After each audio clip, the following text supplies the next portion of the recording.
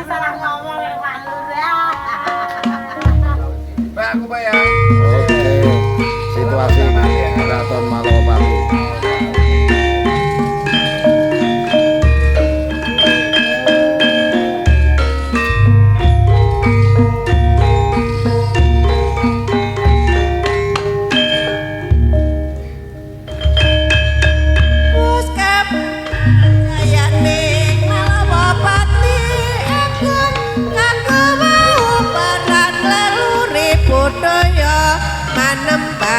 Bang Agung ngrasuk marang agama ngresepi kamanungsan ora ninggal tata krama melopati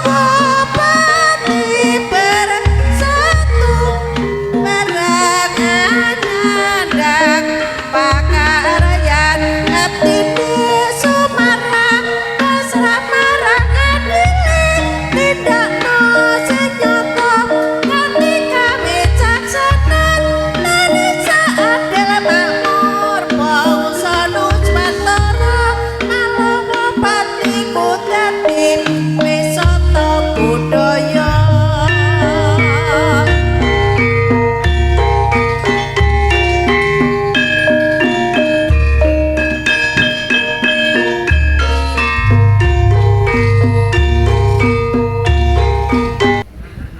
Sugeng sonten rahayu raharjanipun kagem para rawuh. Panjenenganipun kang kinurmat Datuk Raja Diraja Wali Agung Kanjeng Gusti Sinuwun Prabu Hamurwabuwana Raden Mas Rahmat Muzaim. Dalah sedayaning Sabto Prabu kang rawuh wonten ing adicara punika. Ugi sedayaning abdi dalem Kraton Malopati kang boten saged kula sebut setunggal boko setunggal. Astungkara pujo dalah puji sesanti tansah kita aturaken dumateng Gusti kang hakarya jagat. Amargi kanugrahan kang sampun dipunparing kawula dalah panjenengan sedaya kang sami rawuh ing sonten menika. Kita saged makepal wonten ing Kraton Malopati kagem nlaksani adicara ngaluri lan nguri-nguri budaya petilaran leluhur Jawi utawi Nusantara. Injil menika pengetesan utawi perlombaan pusaka utawi jimat napa kemawon kagungan khasiat kebal ingkang mawujud. Kita aturaken sugeng rahayu, rahayu, rahayu wilujeng widodo ing sedaya sandikala. Kabar matur bilih wonten ing wekdal punika kula Raden Ayu Sekar Arum Alunasasa minangkani pranata adicara ingkang badhe lumampah ing wekdal punika. Hamila kabarengaken kawula maosaken rerencanipun adicara ingkang badhe lumampah ing wekdal punika. Adicara ingkang angka setunggal pambuka. Adicara kang angka kalih pengetesan kita panggil kang angka setunggal nama barang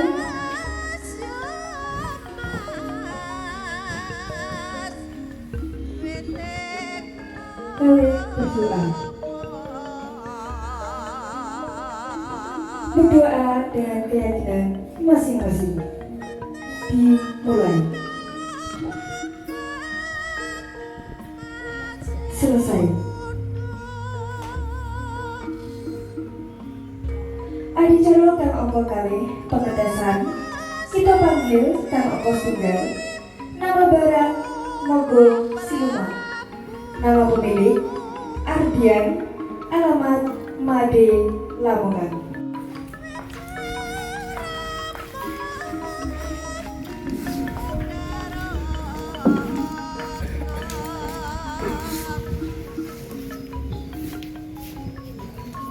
Ngaturaken gung panuwun kang nampa kami dhumateng para sepuh, dene sepuh lan para abdi dalem lan para penderek wontenipun adicara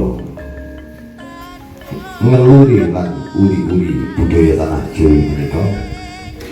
Ewan dene ing wekdal punika wonten salah setunggalipun pusaka naga siluman wonten ing ngajenge kula.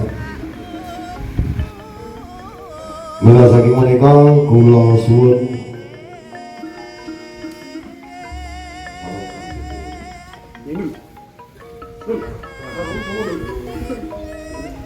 Gusti Kanjeng Gusti Rekrian Ronggo kula suwun dados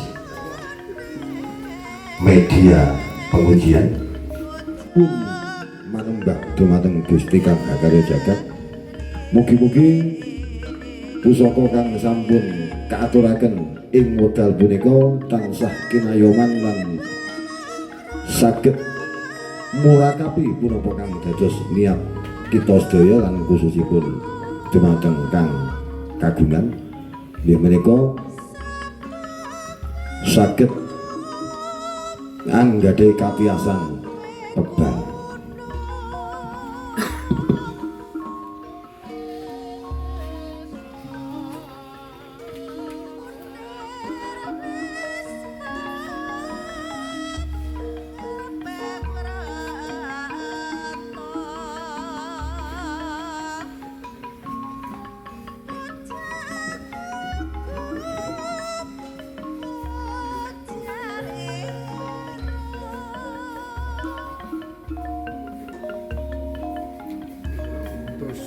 Putus. Tasik dereng kersa dipun tunjukaken katiasanipun. Mila menika rambut kang kita potong terputus.